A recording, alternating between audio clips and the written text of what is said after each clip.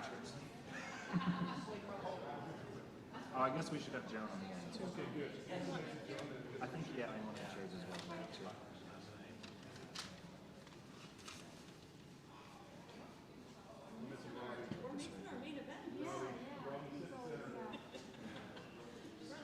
Rob Hazard to the front.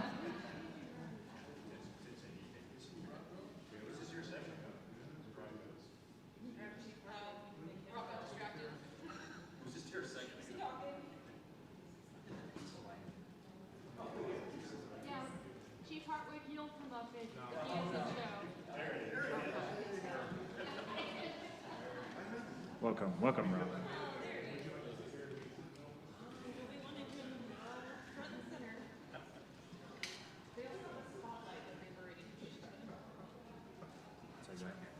All right, well, good afternoon, everyone.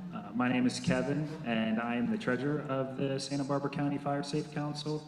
We'd like to really thank you for coming to our Wildfire Preparedness Exhibition here. It shows that you really care about improving the community resilience to wildfire, which is our main goal. We'd like to also thank all of the panelists that we have here to be able to come and kind of answer any questions from the public, representing many different sectors that all work on wildfire resilience. With that, though, I'll turn it over to our moderator, Supervisor Joan Hartman. Good afternoon. I'm 3rd District County Supervisor Joan Hartman, and this year I'm chair of the board. And one of my great pleasures is I also serve on the board of the Fire Safe Council. And that organization is a nonprofit that is dedicated to fire safety through action and education. And so this is part of the education piece of it.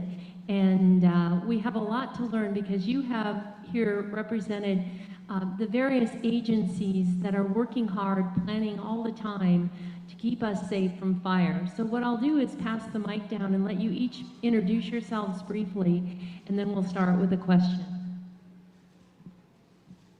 Good afternoon. My name is Mike Scott. I am the division chief for the Santa Barbara district of the Los Padres National Forest.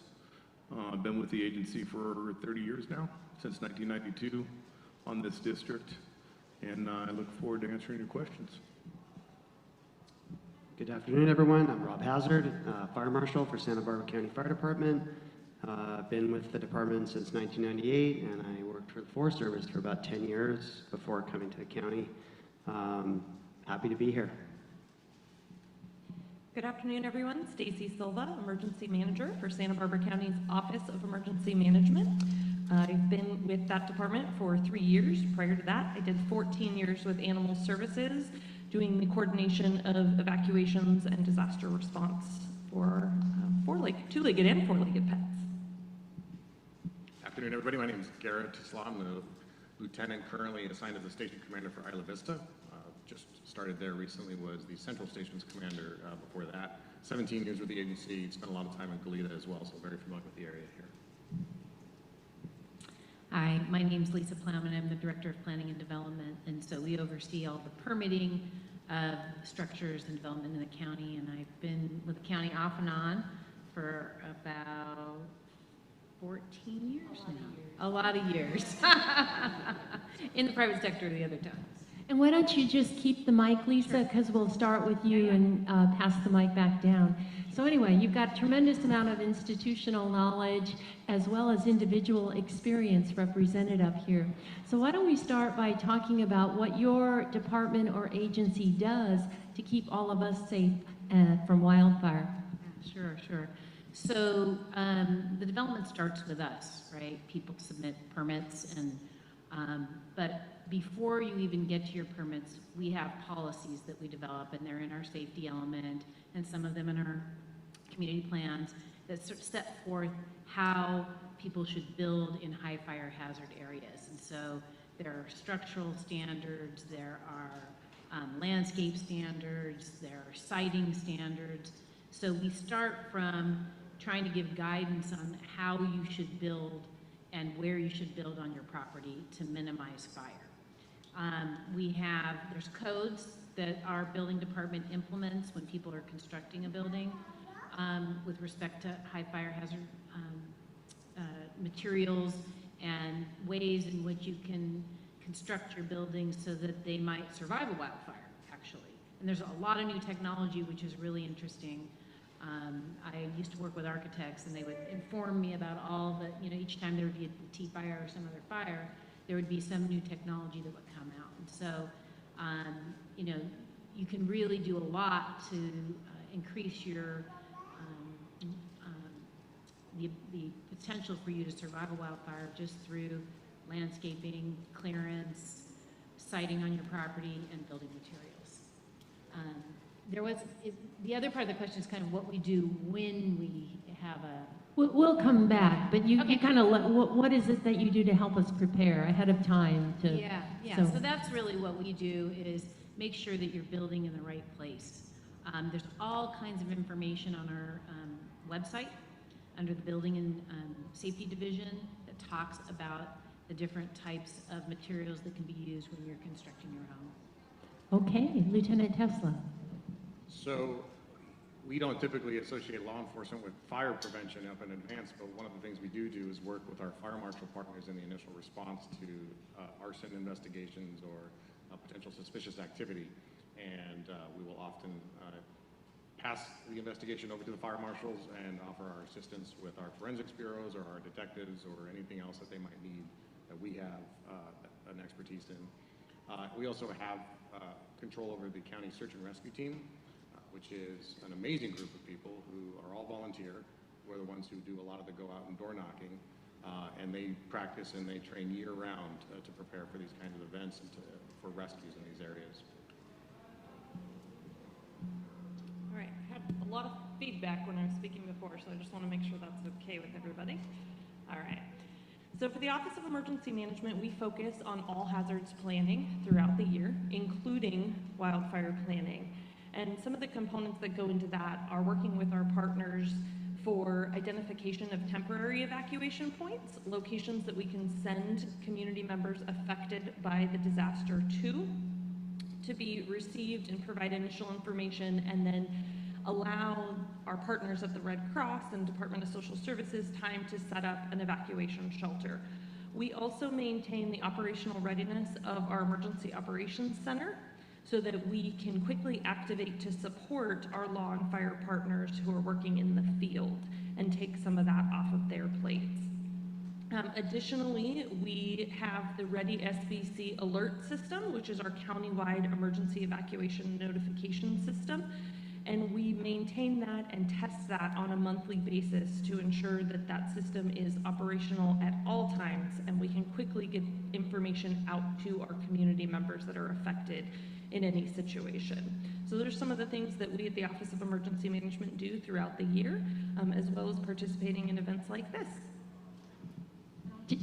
I just might add, you're the nerve center for the county and for all other entities as well when it's a fire that or an emergency that affects cities and other areas.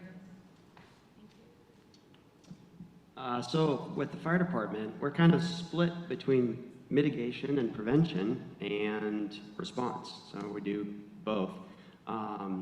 It's very true that an ounce of prevention is worth a pound of cure. So over the years, we've really honed and developed our prevention programs. Wildfire mitigation is receiving a huge amount of support and funding from state and federal entities. And so it's an exciting time for the fire department, putting together a lot of different types of programs, looking at things like new codes to make buildings, partnering with the building department to make homes more resistant, programs to retrofit homes that were built before current codes, and then really a lot of efforts towards vegetation management, programs looking at defensible space around homes, defensible space around communities, looking at some innovative types of projects using grazing, believe it or not, to limit some of our flammable grass fuels, and then doing prescribed fire projects where that's appropriate. So it's really a huge suite of different mitigation type efforts that we're looking at. You know, I'd say the biggest effort out here in Santa Barbara County is with the homeowners, and so a big part of what we do is educate and inform the public about the things that they can do on their own properties. Fire Safe Council that's put on this event has done a great job of partnering with the fire departments, not just Santa Barbara County Fire, but Santa Barbara City Fire Department, Montecito Fire Protection District, Carp-Summerlin Fire Protection District, Santa Maria Fire, and Lompoc City Fire. So it's, there's really been a lot of effort over the years to make fire mitigation a priority. And we also work very closely with our federal partners, Los Padres National Forest. We do many projects that are coordinated with the federal partners. And with that, I'll turn it over to Chief Mike Scott. Okay, so the Forest Service.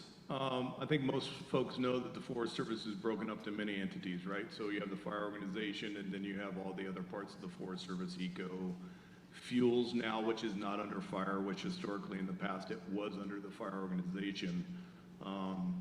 So when it comes down for us, I'll speak specifically for the fire organization. Most of our time is spent in pre-planning and training for fire suppression. We work hand in hand with our cooperators, as Rob mentioned. We have a great working relationship with all of our cooperators from Carp, Montecito, Santa Barbara City, County.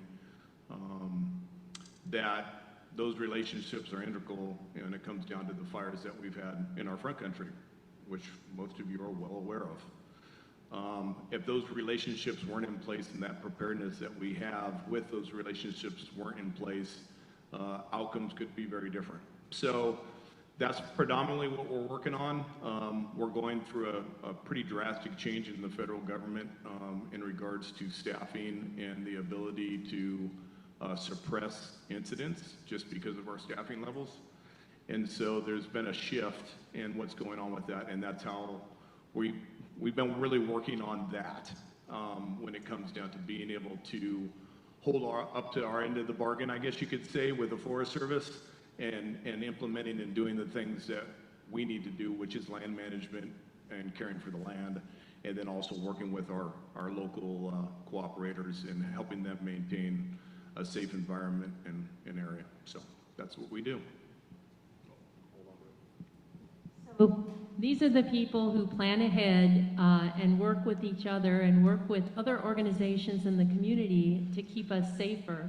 And what I'd like to know is what keeps you up at night? What worries you? What's your biggest challenge, either with each other or in dealing with the public or maybe historic land use patterns, whatever? What worries you most is your biggest challenge?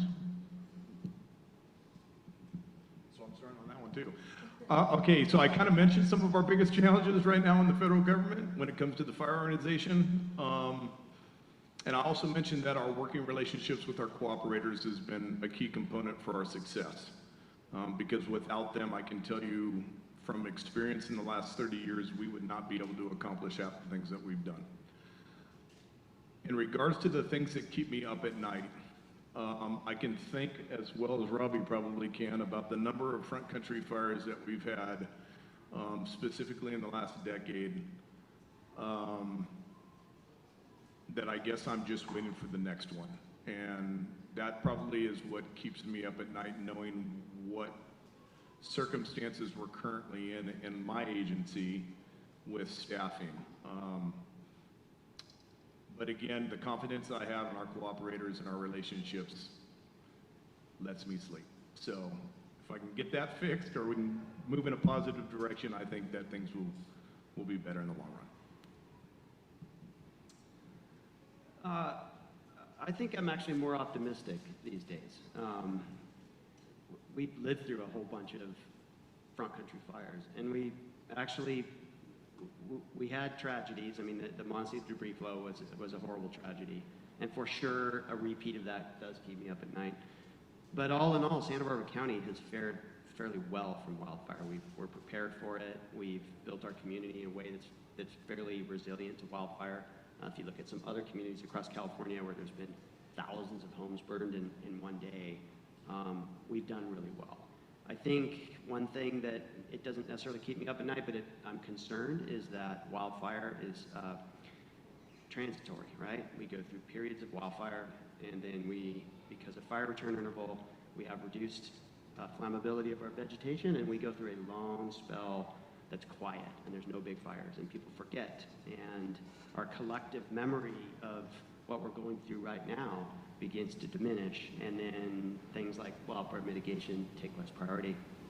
And the fire service in general kind of has a cyclical nature to the things that we're focusing on. Sometimes it's reactionary, you know.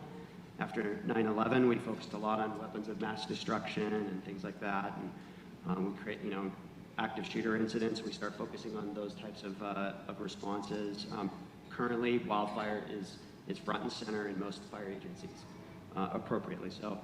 But I think I do worry that as we go into a quiet time and don't see a lot of fire in the county, that the focus might diminish on mitigation. And really, when you want to do mitigation is as you get closer and closer to another, you know, siege of fire. And that's where it really is incumbent upon us sitting up here to mentor and train our people that come after us to continue the programs and continue the emphasis. For us, and me especially, I think the biggest thing that keeps us up at night is just whole community preparedness, being sure that we have planned for and are in a place to provide for all things that our community may need, especially with all the diversity, equity, inclusion, accessibility, all of our language barriers throughout our community. We have such a diverse community, and ensuring that we are able to reach into all of those communities with preparedness information and helping them to become more resilient as individuals, as families, as businesses, and then also the ability to notify during a situation is the other thing. If we don't have contact information, if we don't have people signed up for Ready SBC alerts, we cannot notify them with the imperative information that they need in order to protect themselves and their homes and their families.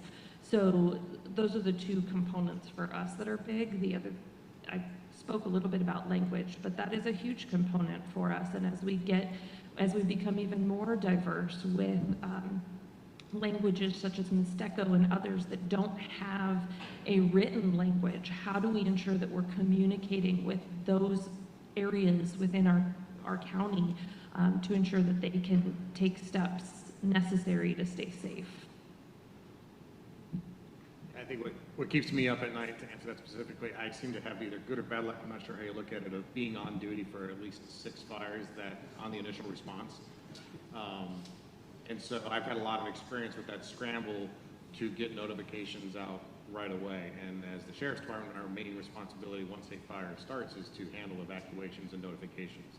And so to your point, getting people onto the online systems and the geofencing of the state alerts and anything else we can do, NIXL, we encourage anybody to do that so that we can send stuff out from our dispatch center much faster than we can go door to door.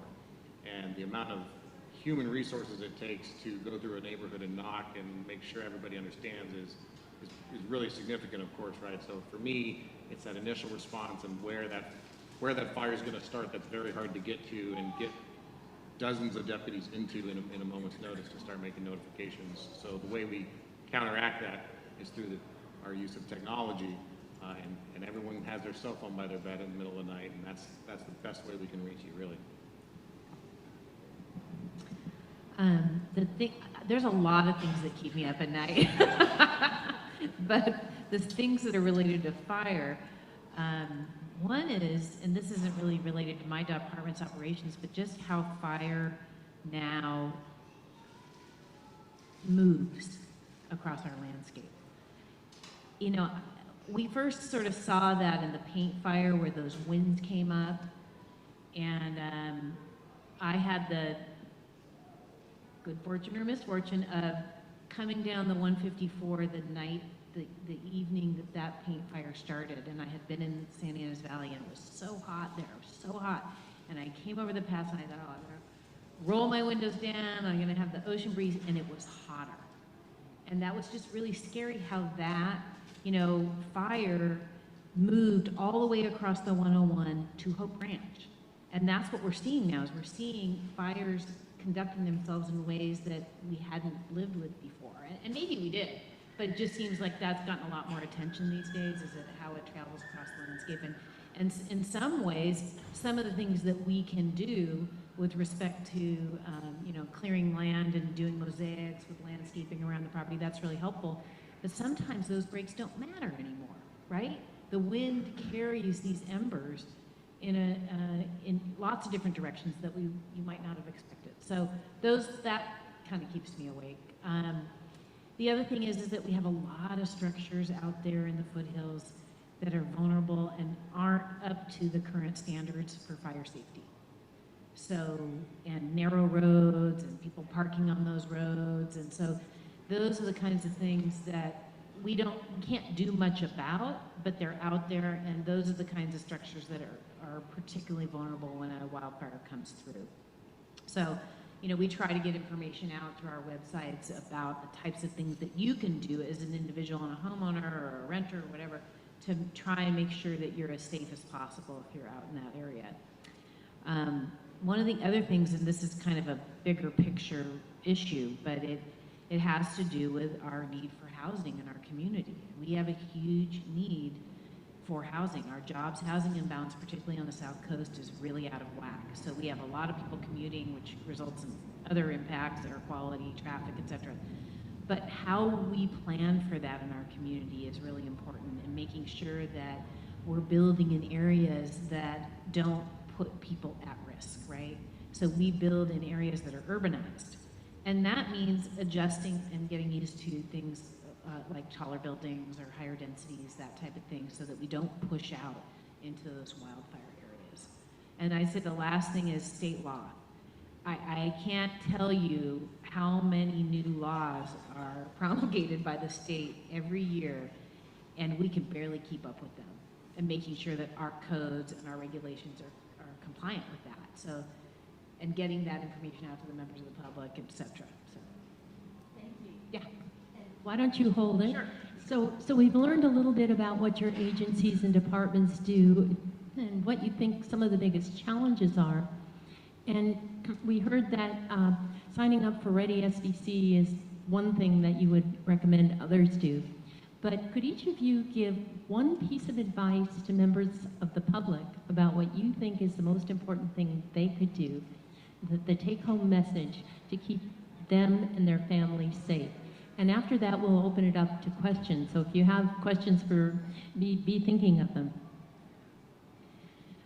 I guess what I would say, and I would make sure that you design the landscaping around your house in a way to make sure you're safe. And that is making sure that you don't have trees. You know, you want trees in your yard. You do. I mean, everybody does. It's an important thing. But you got to make sure that they're cut back in a way so that they are not a fire risk to your house. Make sure you don't have wood piles all the way around your house or things that are flammable next to your house. And if I were re-roofing, I would make sure I used a very safe material. And you have to now. I mean, our codes are written that way. But they also have these things where you can put these spark arresting vents in your building. Really a valuable thing. So when a spark heads in to that vent, it shuts. So that means you don't get sparks into your attic or someplace else in your house. And that's a lot of how structural fires start in a wildfire like that. The spark gets inside and fires start like that. So those are things I would recommend. That was more than one, I'm sorry. All in a general category. So I think where we see people end up in danger most outside of that initial couple of minutes of response of getting out is when people are delayed evacuating their homes. And when we go door to door, we're telling people between the mandatory or the warning, when we give you the time, it's time to go, people still have a choice whether they're going to listen to us or not. We're not going to force anybody out of their homes, but people often get delayed because they are now in a heightened emotional state, understandably, and they're trying to think through all the things that they want to bring with them. So really the simplest tip I can give, the one tip would be in advance, in a very calm manner, create a checklist of everything you think is important and where it is so that you can run to it, grab it, and stuff it in the car, and even pre-pack the car to see if you can even fit it all. But prioritize the stuff you want to bring. That way you're not running around the house trying to have discussions in the moment about what is or is not important. Highly encourage people to back up things like photos and documents that are important to them into the cloud, so that it doesn't have to come with you. But that list is the easiest thing I can tell people to do. All right, I'm going to piggyback right on that. I would say the most important thing that I can tell people to do is prepare. And with preparation, you can visit readysbc.org. You can sign up for your alerts there. But there's also a checklist that's on that site on how you prepare. We have a whole tab about preparation that'll help you know what type of information you should have within your emergency kit. And more so with that, the other component with preparation is getting to know your community, getting to know your neighbors, develop those relationships and those partnerships now, so that if a situation occurs in your neighborhood, you know to go check on Mrs. Smith next door. Or Mrs. Smith knows that she can come to you to check on you and get help as well. And I think that over time, that is something that has been lost a little bit, is that cooperation between neighbors.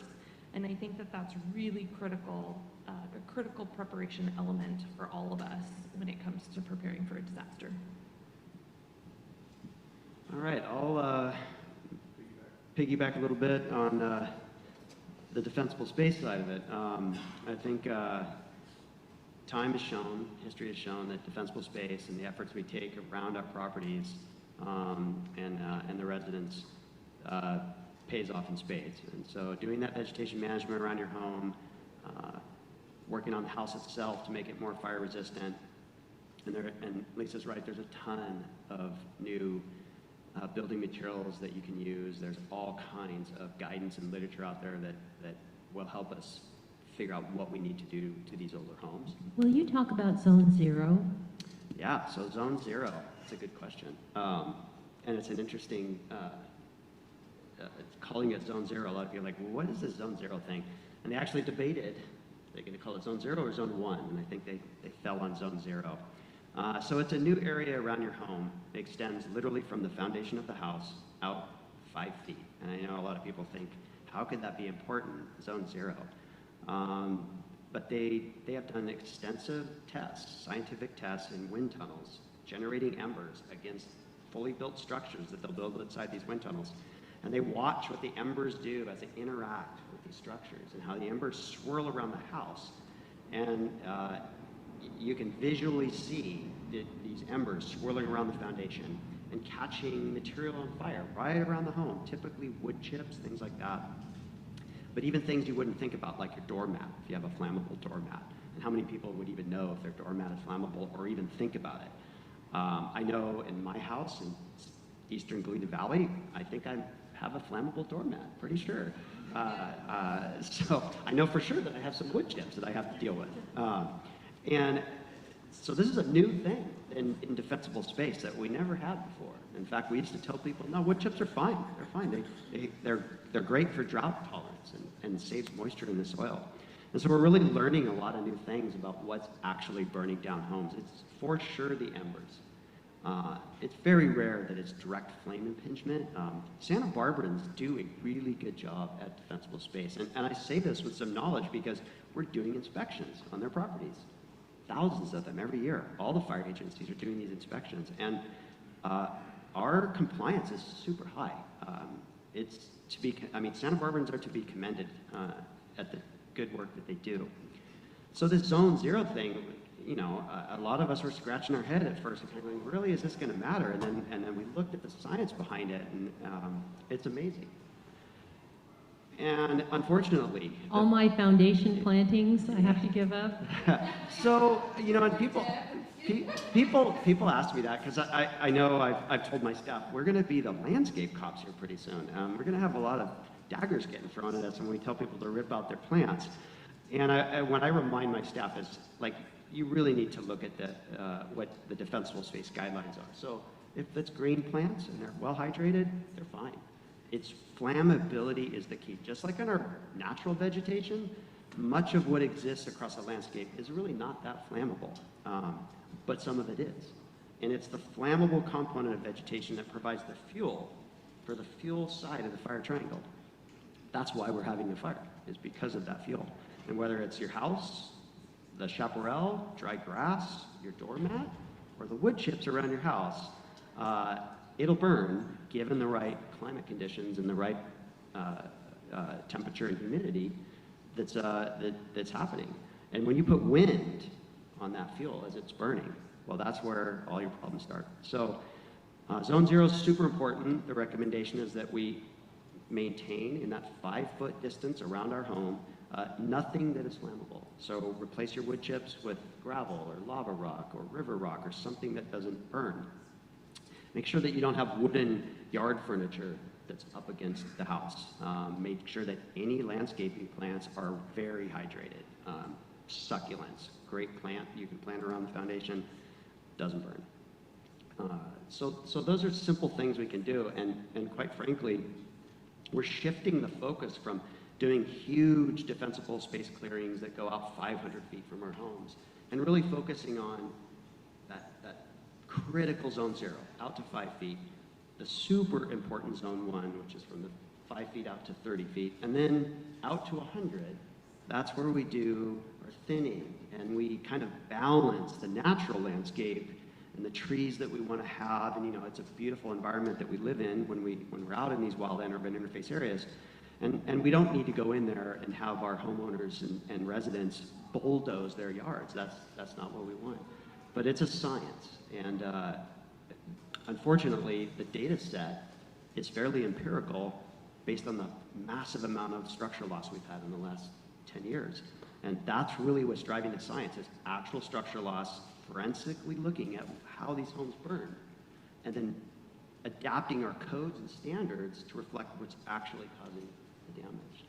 So it's an amazing time we're in, where we're actually able to create mitigations and change behavior of our residents to create much safer conditions for their homes. Robbie, you're making it tough. So Robbie just brought up a bunch of key points of change and things that are happening and research that's being done. So I think the best thing for me, if I were to give any advice, is the education. So educating yourself in regards to all the changes that happen. And then asking the questions if you don't know, finding out the answers, asking the people that know about the significant changes that are going to affect you depending on where you live, whether or not it's urban interface down in the middle of town or you're up in the mountains, because everything's a little bit different. And fire behavior obviously acts different depending on where you're at. But I'm going to throw a fire term at you when it comes down to preparedness, which is huge. And it's a fire term that we use in the agency, and most agencies use it. It's called PACE. And I don't know if any of you have heard the word PACE or what that acronym means, but it means primary, alternative, contingency, and emergency. It's 4 plans based in one acronym called PACE. And as firefighters, ICs, ops, and even the folks that are just right there on the line, we have those plans and those ideas already in our head. It's already ingrained, where we have this PACE mentality based on our dynamic situation that's always changing. As residents, as community members, having that in the back of your brain when it comes down to these types of events, you have to have a plan, because if you don't have a plan, that's when chaos happens, right? You gotta have a plan. Even as a firefighter, you gotta have a plan. Does it mean it's not gonna change? No, that's why the acronym's PACE. You have a primary plan, and if that starts to go gunny-sack, now you have an alternative plan. Okay, wait a minute, that's not working either, we need to reassess. Now we go to our contingency plan, and if it's really not working out, all right, what's my emergency plan? Grab what we can and get out. So I think it's a mindset, it's a change of the way things used to be. Most people would put, I got a plan. Okay, well, what is it? Well, I'm just gonna do this. Okay, well, what's your backup plan if that doesn't work? Oh, I don't really have one. Okay, well, that might not work. So I think it's just changing, it's educating ourselves, it's understanding circumstance and situation. And we can all, as agencies, do a better job. My agency specifically, getting out and educating the public more on what those changes are and how they can better help themselves when those situations are happening.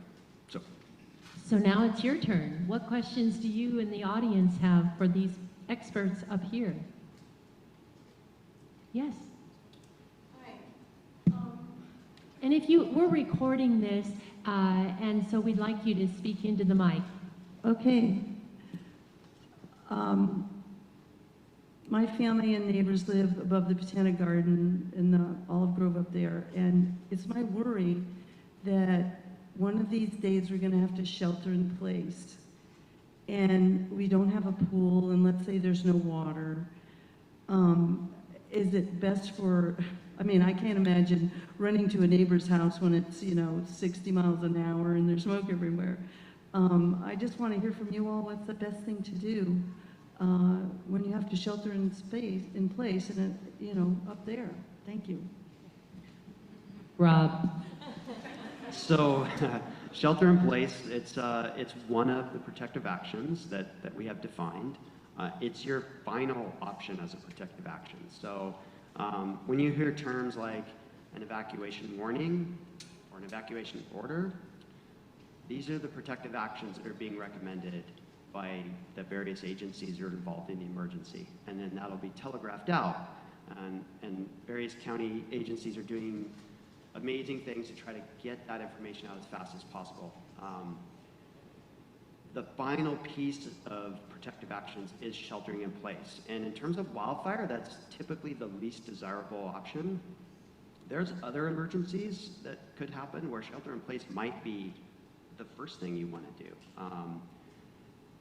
Particularly where you're dealing with flooding emergencies and events like that, where maybe your property is in a good location, but if you try to get on the road in the middle of an intense storm, you could put yourself into more jeopardy. So it really depends on the emergency that we're talking about. In this case, wildland fire events, shelter in place, that's your last option. Now, we all recognize that it's happened to many people across the state and here in Santa Barbara County. And there's also a lot of fires where people were put in huge harm's way when they were trying to evacuate. And so evacuation kind of works best when you leave early. Evacuation is terrible when you're leaving in sort of a panic state or at the last minute. One thing about wildland fire that most people, unless they've been in a wildland fire, it's hard to visualize what the conditions are like. But trying to travel on roadways when the roadways are being burned over, it creates literally like a blackout condition where you can't see anything. The road disappears. I've had to drive through smoke plumes while we're firefighting, and you just have to stop. You literally have to stop, and you just sit in your car while this incredible smoke plume is enveloping you. And of course, the whole time you're cognizant of the fact that, well, somewhere in that smoke plume is a flaming front. And I'm on a road with vegetation on both sides. And so it's super risky to leave at the last minute. And so it is a moment in time where a resident has to make that decision. And shelter in place can, in some circumstances, be, if you've waited too long, it might be your best option. And I'm super familiar with the Olive Grove up there in Mission Canyon. The fire department actually did a big project down below you along the roadway. But on that slope, there's this really old olive orchard, and it's burned over multiple times. It burned over in the 1964 Coyote Fire, and then it burned over again in the 2009 Hasacita Fire. And the homes on top of the ridge have done a really good job of coming into that olive grove and pruning it out and really cleaning it up and trying to maintain the best defensible space that they can. So my advice would be monitor those alerts, know what's happening with wildfire in your area. In Santa Barbara County, along the front country, really what pushes fire is wind.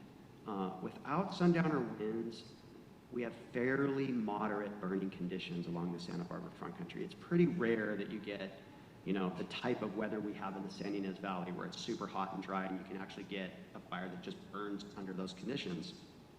On the front country, we have a coastal breeze. Any given day, relative humidities are higher. It's nice temperatures, natural air conditioning. That's why we all love to live on the South Coast, because it's perfect. But when the sundowners are blowing, the whole dynamic flips. And now you have your fire weather on this side of the mountain range. And, that's when If a fire hasn't started and your family's up there,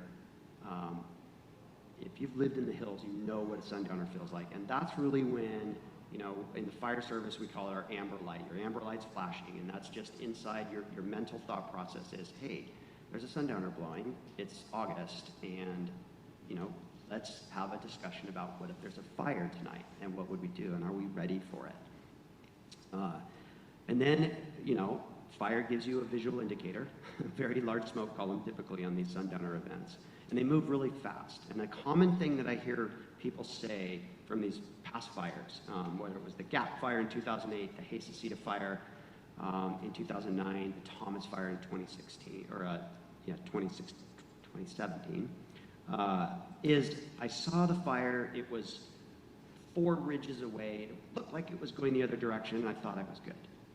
And then they weren't. And so I think that's why it's so important to be aware of what the weather's doing, and when a fire starts under those conditions, to be ready to go. But your question about, well, what if we get stuck? What if we can't?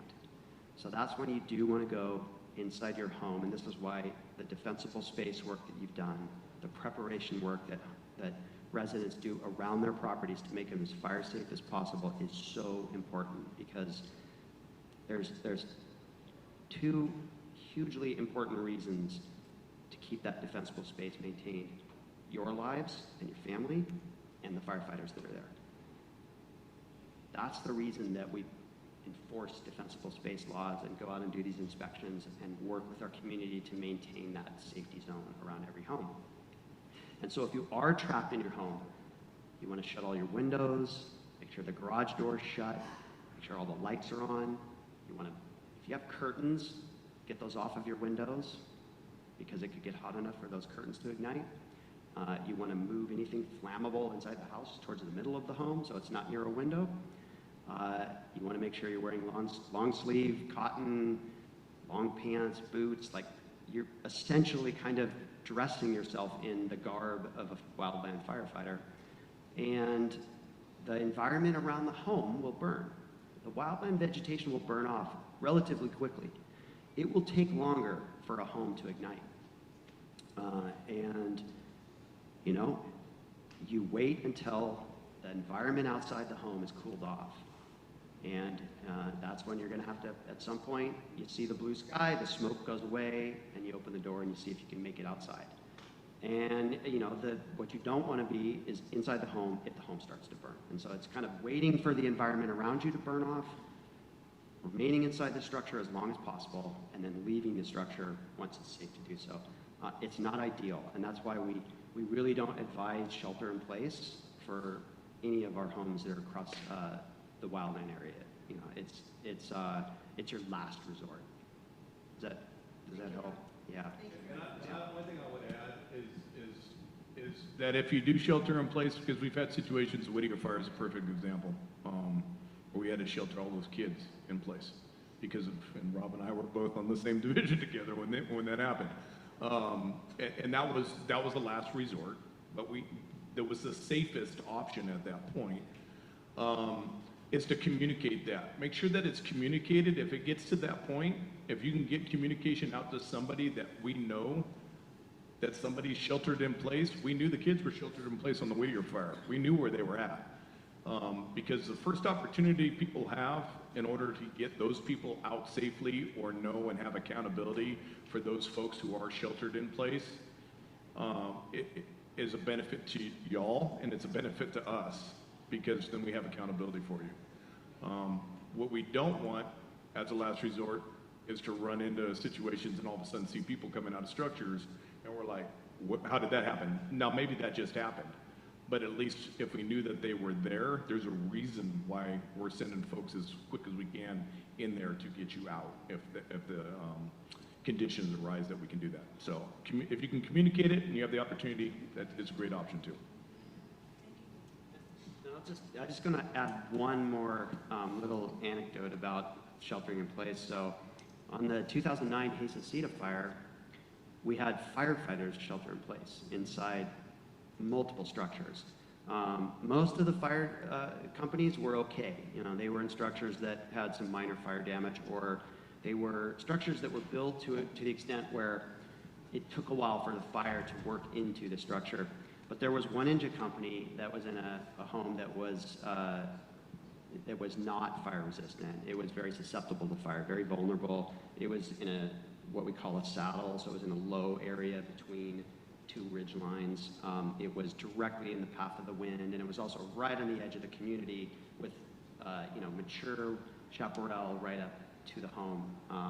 It's actually a home that the local fire agencies had always recognized as a home that would be very difficult to defend and relatively unsafe for firefighters to remain there. At the time of the fire, it was an engine company from out of the county, just because of the nature of how the fire burned over the course of several days. There were some days where you had folks from other agencies up here helping out. And they wound up trapped inside the home, and then ultimately resulted in some significant burn injuries to the firefighters, one case career-ending burn injuries. So it's not to be taken lightly. Again, sheltering in place is the last resort.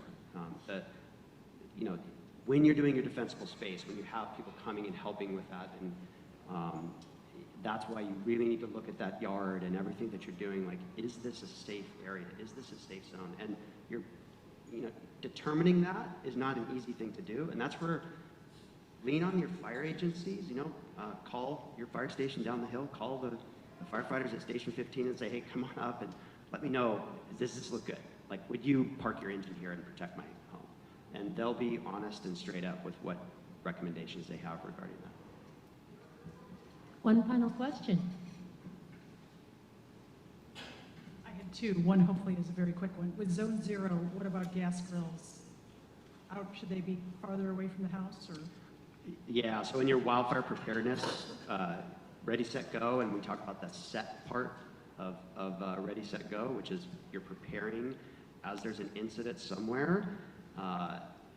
You want to remove like your gas grill, if it's portable, away from that Zone 0 because it has a propane tank. That's the main thing, is the propane tank. And then there's always a rubber hose that connects that propane tank to the burner on your portable grill. And so that's the risk there. You'd also have some inherent risk because most people will have their portable barbecue with a cover over it. It's typically some kind of vinyl cover, and that would burn. So for sure, you want to move those out of the way. I think that there's a whole kind of summertime fire season sort of behavioral pattern that we should always get used to. If you live in the mountains, you've lived through this, but for example, you move your wood piles 30 feet away from the house, right? In the wintertime, people move the wood piles closer so your wood doesn't get rained on, and in the summer you have to move that wood pile away. And it's the same thing with barbecue. So as we move into the fire season every year, I think that's where people need to look at their yards and that Zone 0 and go, oh yeah, I've got 2 outdoor chairs that are wood, and they have cushions on them. I wonder if those are flammable. They probably are. I have my barbecue. And so, the risk is you're not home when the fire happens, and you haven't moved those things. And so it's something to think about. Do you want to reorganize your backyard to be more fire safe during fire season? Okay. And quickly, in the moment of, so when, the sheriff's department can't be going to every house, but how do we find out what the best evacuation routes are? Is that a current, updated thing on a website or something? You bring up a really good second tip I provide, which is to know the different access routes to your house. I bet everybody in here has taken the same exact route to their house every day of their time there, when there's 3 or 4 different options. Often it gets harder when you go up into the canyons. There's not as much ingress, egress, of course. But my own house, I could probably get to it in 4 or 5 different ways, and I always take the same way every day. And people often get ingrained into that thought, and they forget that they can actually try different avenues. So it's just keeping your mind open to the idea that there's another way to get out. The evacuation routes are going to change based on the circumstances in that moment. So if someone's coming to your door, they're going to be able to give you some instructions, hopefully, on what's currently there. In the alerts, we try to give notifications, but also being specific to your street versus, a quarter mile away, which might be included in that same notification, is going to be hard to be very specific about. But if you're able to get to the largest thoroughfare you can quickly, you'll probably be able to navigate through our roadblocks or our directions. You know, when we're telling people to go left, go right, or et cetera. And so it's really just kind of following the instructions on the ground there. But knowing your neighborhood is like the biggest key because people really get, again, in an emotional state, in a heightened state like that, they forget that they actually do know other ways in and out of the neighborhood. So I'm told by the powers that be, Anne Marie, that we have time for a little bit more discussion. Are there any other questions? Please. I'm sorry, you have the mic. Go ahead and then you. I have a question for Director Plowman. I know that you guys are updating the housing element, and I'm wondering if the county is going to be creating an ordinance to deal with SB 9 and 10 for high fire hazard areas, to exclude them from those new state laws. So thank you for that question. SB 10 is not effective in the county because that's a voluntary state law. So we would have to voluntarily develop an ordinance on that, and we're not going to because it doesn't really apply to our area. But SB 9 is a law that was passed by the state that allows ministerial lot splits. And right now, in our communications with our fire department and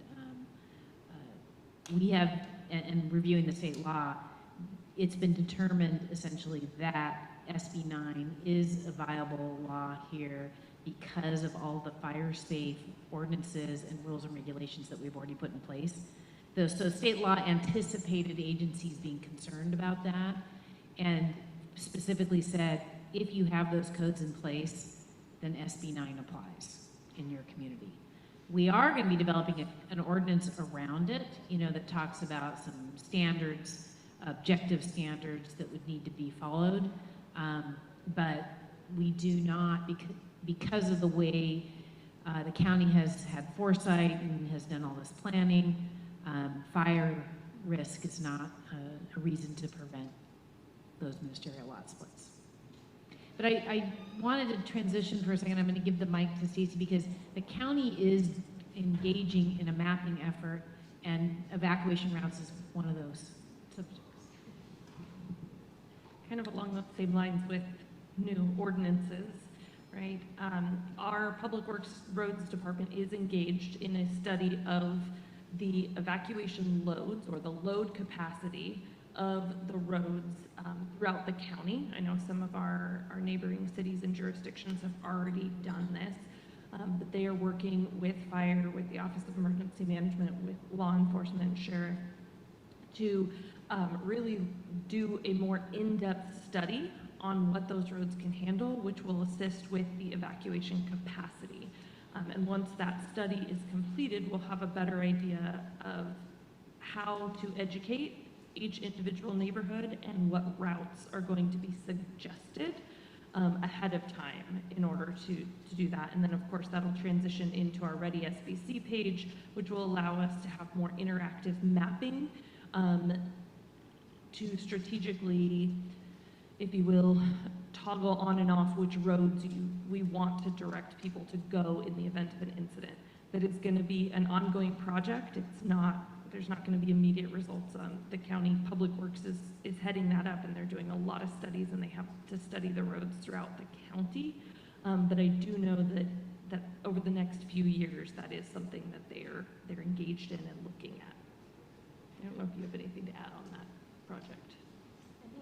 We have another question out there, so let's go ahead. Hi, I'm Kathy O'Connor with Equine Evac, and I apologize I came in a little late. I was wondering if you have addressed animal evacuation, particularly large animal evacuation issues. Animal services? Oh, man, thanks. Sorry, Stacy. Thanks, Kathy. Kathy and I worked together very closely for many, many years. In the county, for majority of the county, County Animal Services has the responsibility to facilitate's not the right word, but manage those evacuations. So they get an order or an evacuation warning.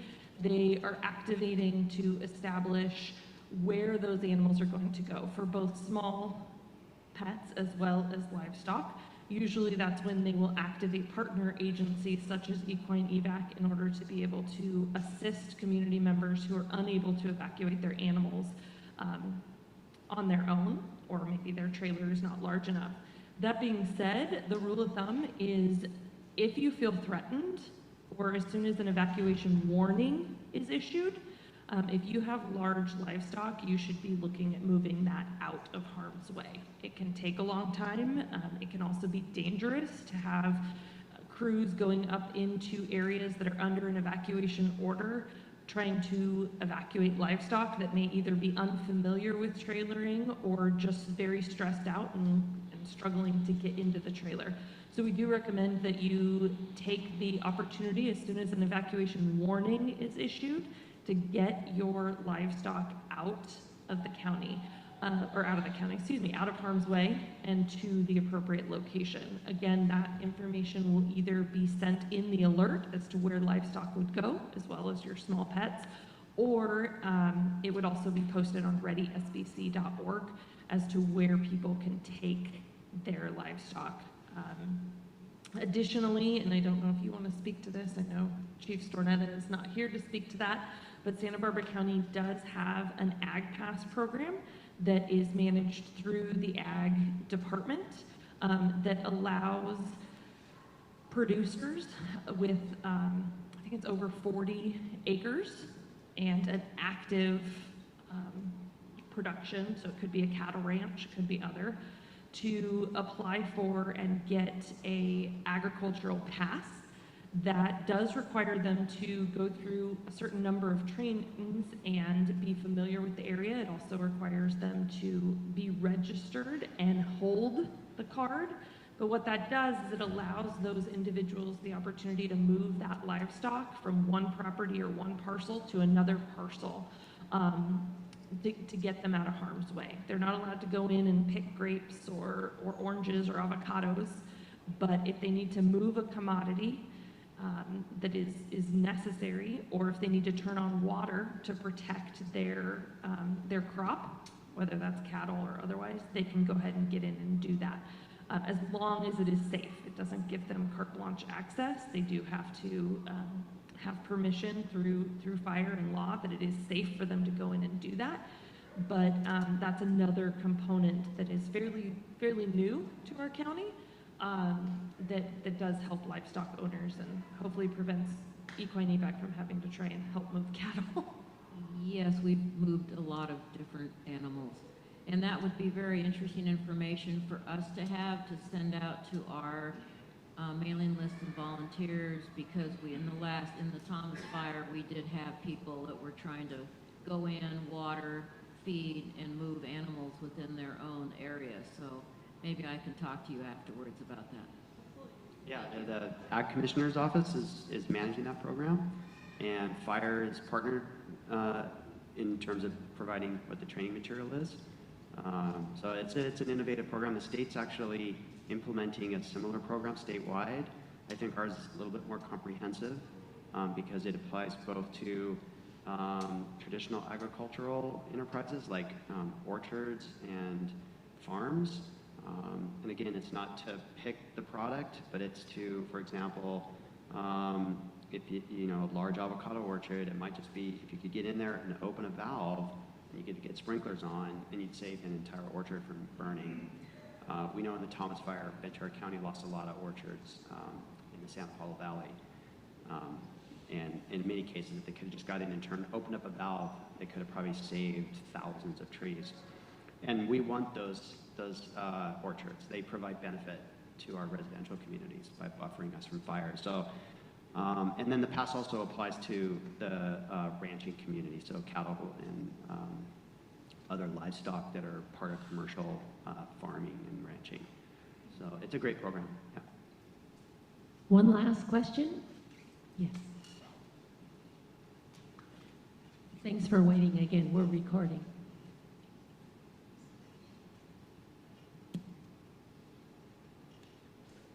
I'm just wondering, I know that there's more money coming for fire mitigation purposes, and does any of that money available for use or helping people on private lands with fuel reduction. I live on West Camino Cielo, and I border Kennevan Ranch. It's pretty close to my house, and we might actually clear a little bit on their property. We probably spend about $6,000 a year trying to clear and make our property more safe, but we're right next to one whole side of our property. I don't think they'd be real motivated to spend a lot of money to clear to save my house because it's far from their buildings. Is there any kind of program that would be available to help with that if somebody was willing to let it be done and they didn't have to pay for it? Yeah, so traditionally, so state of California has quite a few grant programs around fuel reduction projects, and as does the federal government. And traditionally, those grant programs would say, hey, you can use this for all these different types of fuel reduction activities. It might be doing clearing around a community, it might be thinning out timber, it might be doing prescribed fire. But the one thing they would say, well, but it's not to be used within 100 feet of a structure because that's the personal responsibility defensible space area. So there's been a reluctance to use grant funds for what the state and the federal government looked at as the personal responsibility of those residents. But that's changing, so there are some pilot projects out there that are looking at funding, and this would be kind of means-tested grants, because once you get into, things like grants to do structure retrofitting to make your home compliant with current codes, or you get into grants that would do defensible space literally around your house, not just out past it, but around your own home. Those grants really are, the intention is to help people that can't afford it. And so that's the trick with those kind of grants. The current grant programs don't really have to look at that because, for example, we are doing clearing around some communities, and we, some of your neighboring communities. We've done some grant-funded projects around Painted Cave, and we've done some down in the Trout Club, the San Marcos Trout Club. We actually have some on the books in the planning phase for West Camino Cielo. West Camino Cielo is a tough one, though. So the way that whole community is laid out, it's bigger lots and homes are spread out a little bit. And it's hard to go in there and go, well, we're going to connect the dots around all of these homes with what we call a community defensible space field treatment, right? Where you're working past the 100-foot defensible space, individual defensible space requirement. So those types of projects are easy to get funded through grants. It's really, our bottleneck there is just the capacity to get the work done. Believe it or not, we have a lot of projects going across the county, and we pretty much tapped out the agencies. The fire agencies and land management agencies, everybody's out working. And so it's kind of a race against time, just getting these projects done, and we focus on certain communities. A couple years ago, we focused on Lompoc area, Burton Mesa. Right now, we're focusing on Tepiscay. So this is some neighboring communities up in the Santa Maria area. And we also have some projects, like I said, below you, down in San Marcos Foothills and Trout Club. But West Camino's on the radar, and we're looking at planning some projects up there. But what will really be a game changer is some of these new grant proposals to look at individual defensible space and how we can help homeowners that can't afford to do the work. I think that's really where the future of some of this funding is, particularly with the home itself. Helping a homeowner who cannot afford to retrofit their home. And I think it's to the community's benefit to retrofit homes. Because if your neighbor's house catches on fire, you have a much higher likelihood of your own home catching on fire. Even if your home is modern fire-resistant construction, if you're adjacent to an older home and it catches on fire, your home is going to take a lot of exposure. So we know that it's kind of like, it's like inoculation. When you fix all the homes, you basically vaccinate your community against wildfire when you do that. So it's super important that collectively the state figures out how to channel these dollars into doing the mitigation work where it needs to be done. And so it's just a trickier problem because of it's essentially means tested, right? You have to look at the economic status of the grantee. And typically, they don't let this money go to individual private entities. I think I'll just do a plug for the Santa Barbara County Fire Safe Council. I think we are very lucky that the council has increased its staffing, increased its capacity to take on some of this work. And I think that there is an opportunity that the Fire Safe Council could manage these grant funds and do some of this work around the county for property owners and residents that can't afford it. Remember, there's a lot of renters out there that, you know, they're renting a house and you know, they need help too to get this work done. Because oftentimes, you might have a landlord that's not being very receptive, and they realize they need to do this defensible space, but they can't afford it. So it's a big challenge. I think that does it. On behalf of the panel, I'd like to thank the audience. It's really great to have all of you here and so engaged. Excuse me. And please give a big hand for the panel. They've been fabulous. And thank you to the Fire Safe Council for organizing all of this. You'll all be available for additional questions, right? If you want to come up one-on-one. Thank you so much.